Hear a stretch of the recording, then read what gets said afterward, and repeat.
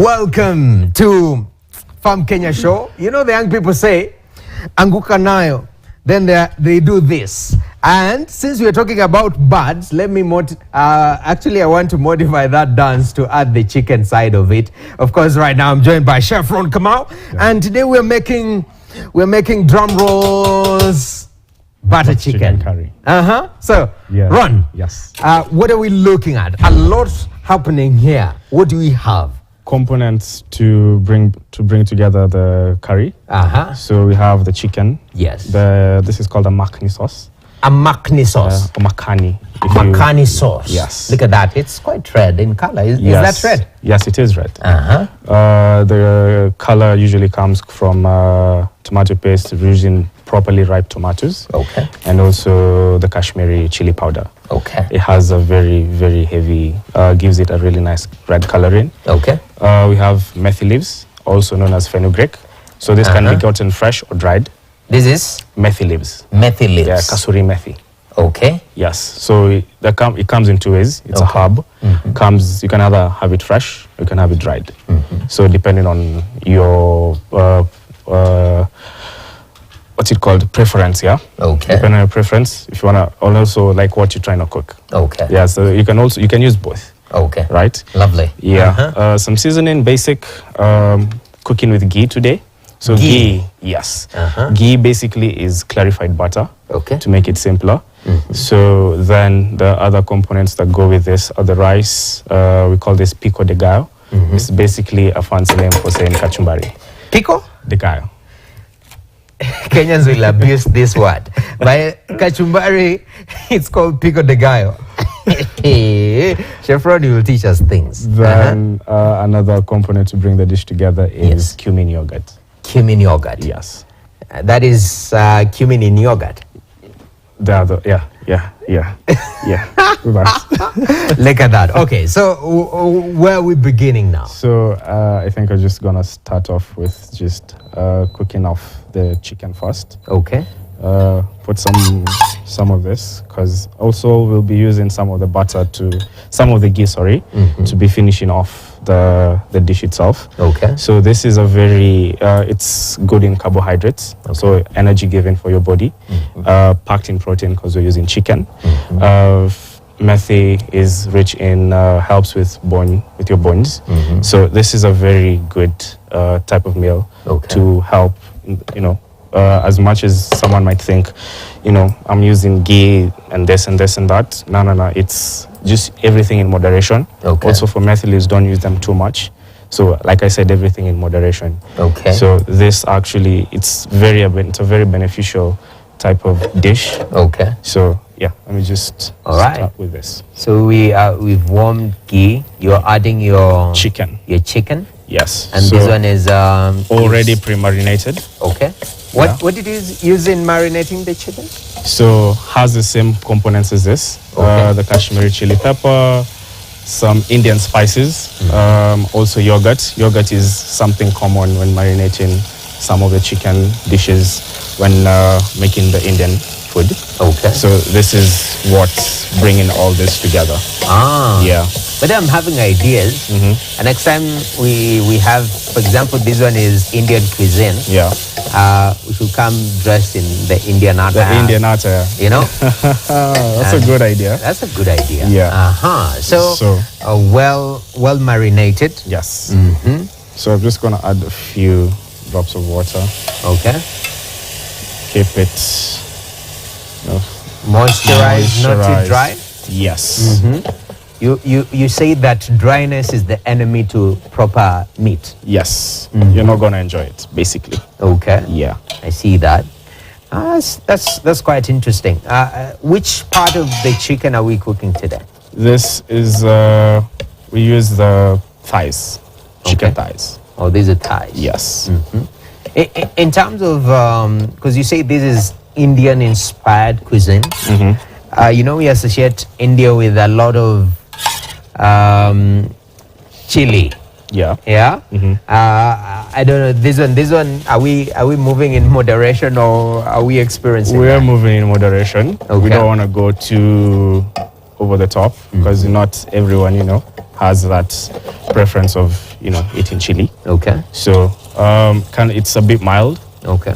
but not too heavy on the spice. All right. Yeah, so I just added the macaroni sauce. Need the chicken to just cook in it so that it can fully absorb all the flavors and everything just comes together.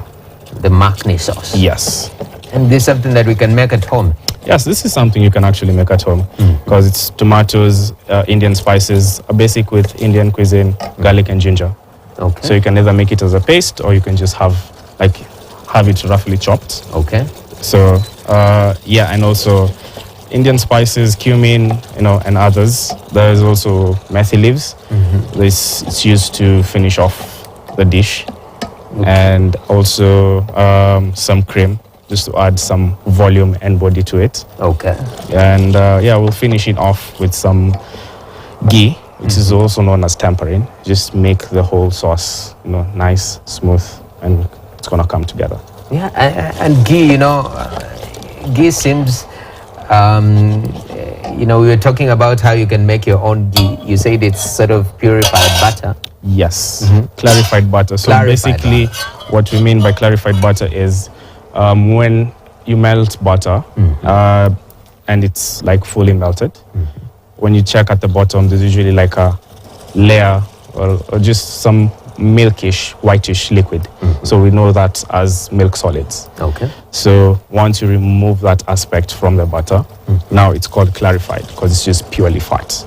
Okay. So that is what ghee actually is. Okay. Yes. Ah, that's incredible. Yeah. Ah, I see that. So we can make ghee.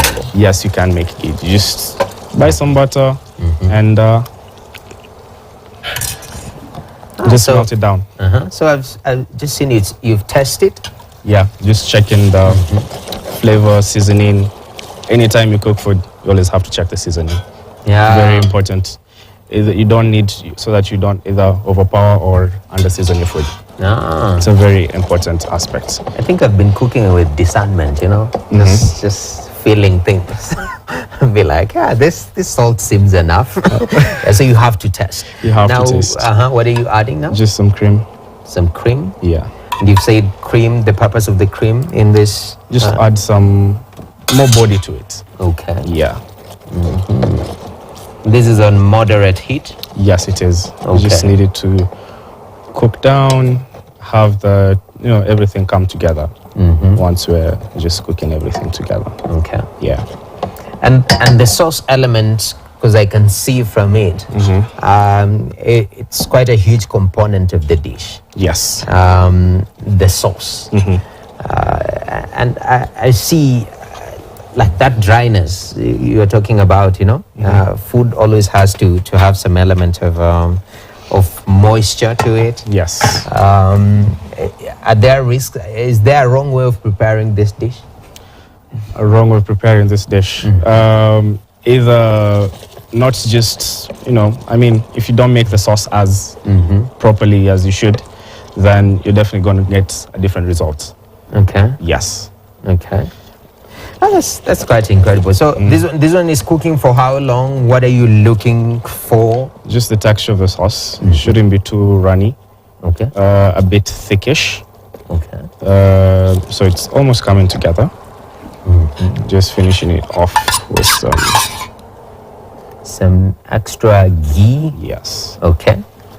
I see where we are there. On moderate heat. Yeah. So just the residue heat, finishing it off, then adding the kasuri methi. Mesuri metu. Yes. Where do I get mesuri metu? Kasuri methi, you can get it at any Indian shop. Okay. It's a very popular item because it's a part of their dish, the cuisine. Okay. They use it in a number of items. Either marination or just finishing off a dish. Okay. So this is some rice that I had cooked prior. This is basically how we, serve the whole dish. Okay. Once you come to our concept, it's called Desi Loco. We've actually just revamped that menu. Okay.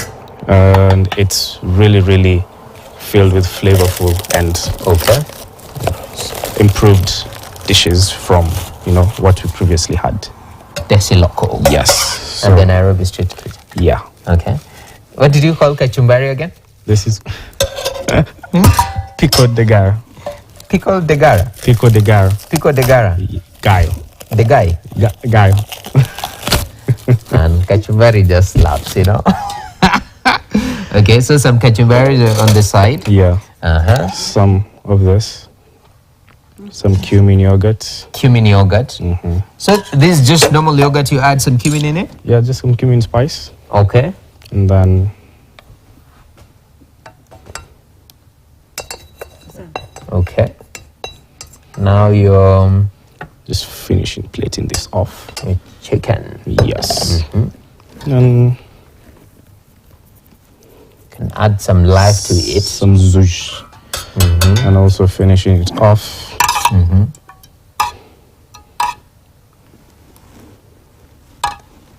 Wow. I see that. So much life and character to the dish. And that is our butter chicken. That's curry. it. That's it. So when I come to your concept at Nairobi Street Kitchen, I order for butter chicken. This is what I get. This is what you get. Okay. Came with some spoons. I see that. First of all, let us just, I don't know whether you're getting it clearly, but the plate, and I like The aroma. The aroma. It's a very, very rich in spice and with a good punch. Okay. Yeah. So you have your rice in the bowl. Yeah. You have your pico de gara, kachumbari. Come on, guys. Yeah. Then you have your Butter chicken. Your butter chicken. Yes. And on the side, Cumin you yogurt. have cumin yogurt.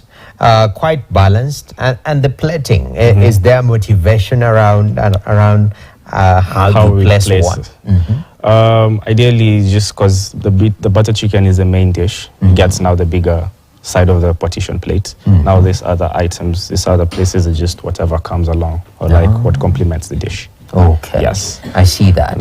And in regards to the demand of this particular dish, It's a very high moving item. a lot of people like it. Yes, it is. It is. That's interesting. I like it. So, how do you eat this one? Because there has to be a formula. You can't just attack from anywhere. one corner. Like you decide, I'm going to start with the yogurt.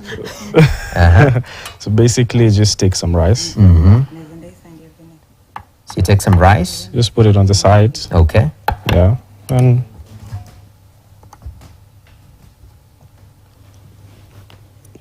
All right. And give it a try. Some rice. Ideally, some people would use their hands. I see that.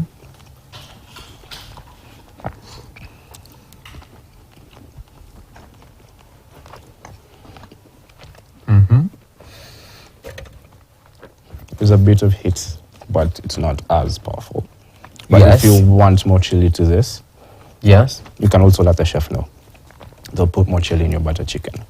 Or this is just a moderate, like on a modern type of, because as the cuisine is or as the dish is, how you make it has some spice to it. Yeah. Yeah. I can feel the spice from afar. It's not as strong as maybe somebody who's traditionally Used eaten- to chili. Yeah, used to Yeah. chili is. And these concepts, because you say it's a concept within Nairobi Street Kitchen. Yeah. What's the motivation? Because you have to take a look at traditional meals and say we're gonna create something, tweak this and that. As a chef, what goes into that? I think, yes, with the Nairobi Street Kitchen name, we're trying to bring street foods that are common within certain, cultures or cuisines into like now a dining kind of place. Like butter chicken is something you can, it's common within the Indian cuisine, and it's something you can, find in different locations, even on the streets. As we have seen on the television, they're like very popular street foods that, are known in different places. Like as for the taco, it's something within the Mexican concept or the cuisine itself. that you can find within the Mexican people, and they can easily making it on the street. So working within that type of line. So butter chicken is something that's a very common dish among the Indians or the Indian cuisine. So yeah, this is one of the dishes that that was thought about, and they decided to put it on the menu. Okay. And yeah, this is actually like now the revamped, the new dish, the new butter chicken that we're currently making. Okay. Yeah, I like it. You just choose the rice and the chicken. Now these are the components, especially the yogurt and also the pico de gama. It sounds like Vasco da Gama. Vasco da Gama. The kachumbari. How do you inculcate it into the meal? You can just have it on its own. Or sort of adding that freshness, because when you're eating just vegetables that are cut, not cooked, I think it adds something to freshness, sort of refreshment, and also the yogurt does the same thing. Okay. Yeah. Oh, okay. Let me give it a try for what you've done just right now. So you combine with some rice, some of the sauce, and some chicken too. Yeah. In the Kenyan context now, we are thinking, can you replace the rice with ugali? I mean, feel free to, but it's not within the other what's it called? A better option for you having your butter chicken curry would be a naan bread. Oh, naan bread. Yes, or a roti, or how we know it's probably chapati. Chapati. Yes. So all you do is just dip it. Okay. Yes. That's quite interesting. I like it. In terms of Indian-inspired dishes, because India is quite a huge country and so diverse. What motivates so far from your journey as a chef? How much inspiration do we get? Because I know with curry, apart from Steph Curry, the rest of the curries I just relate from India. But how much influence does India as a country have on cuisines, even within your concept? Indian is well known for curries. Like some of the best curries, you definitely get them within the Indian, like the realm, the stews that they make. And so, like, whenever anyone is thinking of a curry, there are basic guidelines on how to make like a curry sauce, like a curry base. They're either cooked down with some spice, some oil, or there's something that just goes towards it as we add now the other components to it, like maybe a tomato sauce, the garlic ginger, just whatever it is from the, influence of the region from where the recipe kind of developed from. Okay. So anyone, like even right now, whenever you tell someone I'm making a curry, they think Indian. Yes, definitely. Yes. And that's quite rich. Infusing for when you're having a concept, trying to infuse different elements, for example, now you're taking the Indian inspiration curry or Indian inspired curry. Is there also sort of effort to infuse that with local food? Yes, or other concepts. Well, I can give you an idea. Like you can make the makhani sauce and mix it with what we like, tilapia. Right. Our tilapia is mainly tilapia, deep fried or baked, then with a tomato sauce. So to make it more flavorful, why not use the makhani sauce? Because it's also a tomato-based sauce. Okay. So instead of just like the regular just tomato, what we're used to, add some makhani sauce to it. So it becomes like a fusion of how we normally like our fish with, another specific type of curation from a different element or a different place. Right? Okay. How we make our chapatis, more or less the same with them. It's just that maybe how they finish them off is kind of different. So see, there's already that intertwining of, a particular dish. Yes. As you mentioned, you can have this with ugali, as you would prefer. You can just make it as it is, have your nice chunk of ugali here. You already have some kachumbari here. Okay. Just dip, how people are so used to. You can even, instead of having the cumin yogurt, you can make some kienyeji mboga. Have it here with your ugali and the curry. Maybe someone would love it like that. Yeah, so it's just in the same way you mentioned, like infusing different execution methods with, what you commonly are used to, with another particular way of cooking food. Ideally, because I know India and chai go hand in hand, since I'm a lover of tea. I don't know. Ideally, when you're having such a meal, what drinks are recommended to accompany to give you a top-notch experience when you're having, butter chicken? Butter chicken. I'd suggest maybe something like tamarind juice. Why tamarind juice? Because also tamarind is kind of used within this kind of cuisine. It also has a nice, well-made tamarind juice, because I've had it once. I loved it, how this person was making it. Because as much as it's also used within some of it's Swahili-based. Okay. So you're infusing, like you said, whatever it is that you're locally used to. Or you can have just regular juice, orange, or a cool, like a pineapple juice.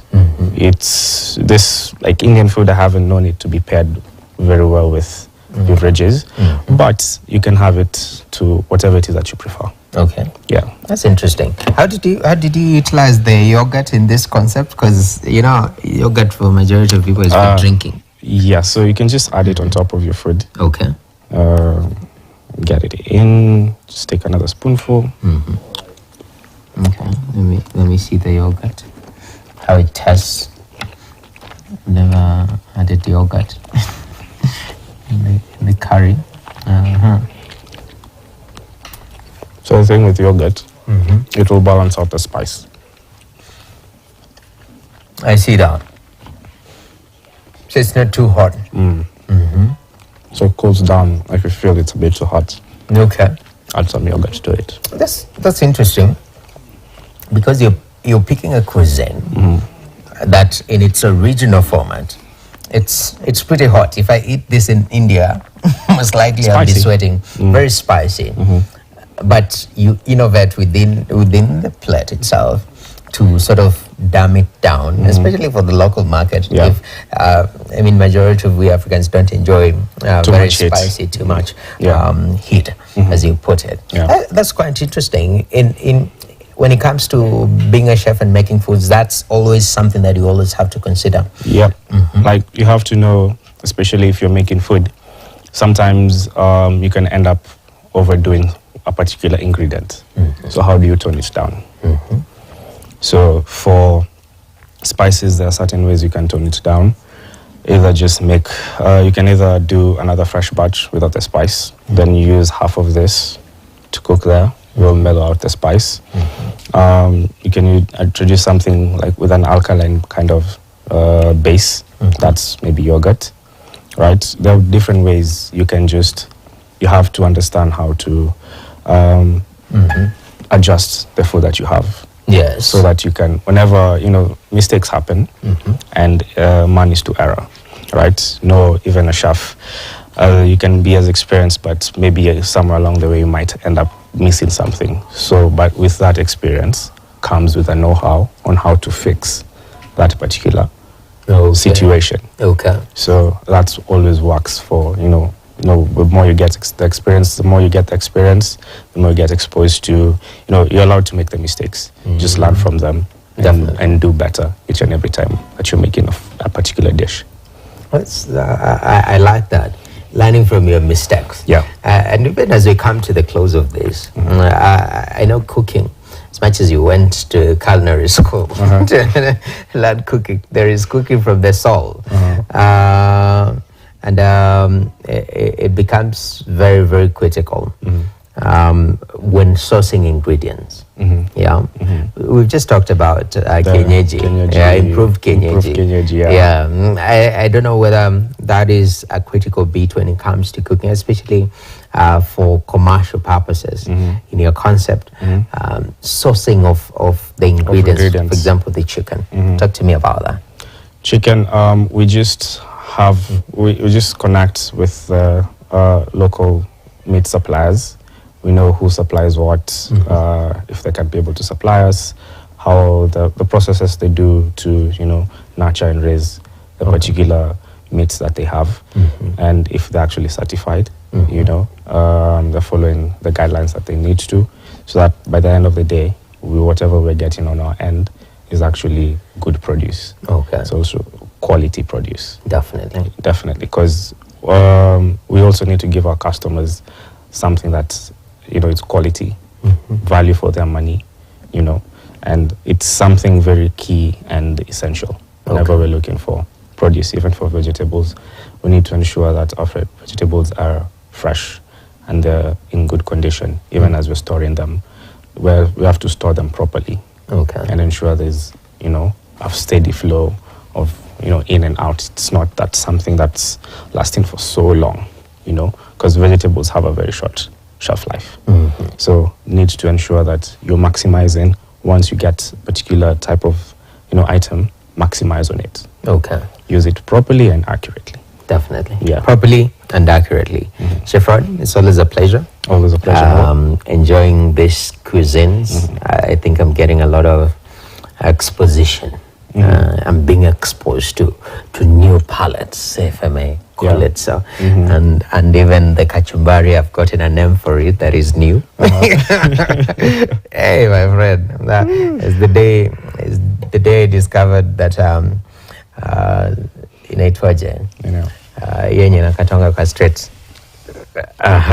Anyway, mutura is called German sausage. German sausages. Imagine. Yes. Aye. Koloni mamboleo. Anyway, thank you, Chef Ron, for that. And we appreciate you. At this particular moment, since we were talking about matters birds, and the food was not bad, it was really nice. But when you want to rear birds, specifically chicken, how are you supposed to do it? Here we have an episode of Farm Guide on how you can do it in a proper manner. Take a look.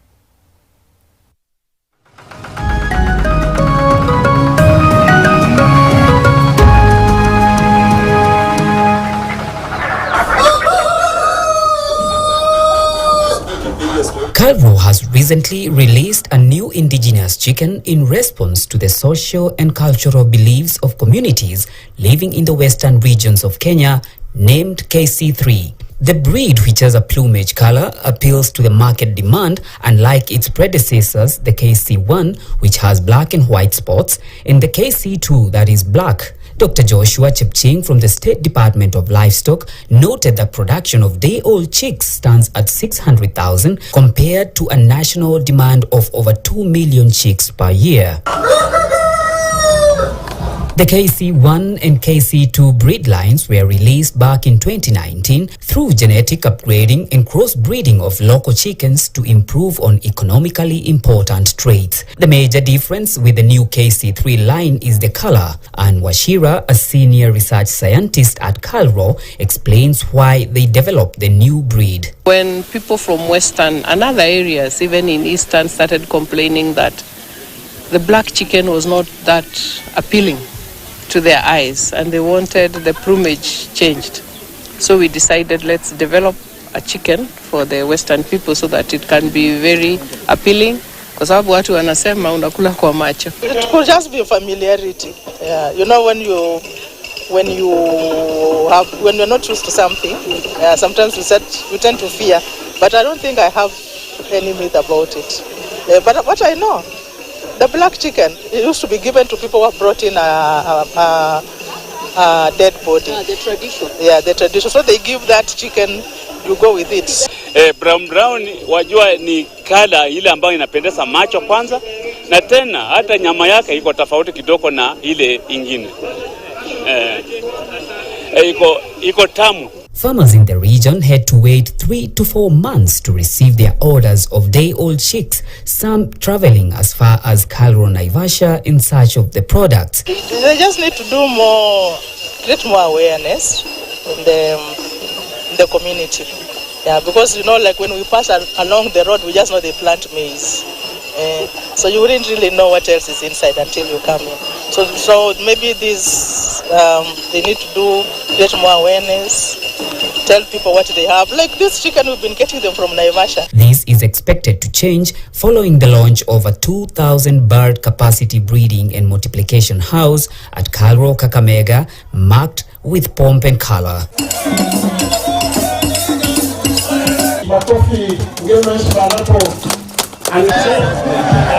The construction was completed through the European Union and World Bank support under the Agrify Climate Smart project. And this poultry house is going to improve the capacity of Kakamega, Karo Kakamega, to undertake research in various poultry limiting areas of limiting production, for example, diseases, for example, growth rate, and so on, and also be able to reach out to the demand that is available for poultry products in this region. And increase availability of day-old chicks to farmers in Western Kenya, North and Central Rift, Nyanza and Kisii counties, where the demand for white meat is on the increase. Together with the new 90,000 egg capacity hatchery, these facilities will supply 34,000 day-old chicks per month. Despite accounting for more than 2/3 of the chicken population, the productivity of indigenous breeds is constrained by the high feed costs, which may be of poor quality, diseases, and poor management practices. Kalro has maintained a robust chicken meant to enhance sustainable production, a highly developed multiplication and dissemination infrastructure, and established conservation and husbandry support programs. For KTN Farmers TV, I'm Paul Tiongo.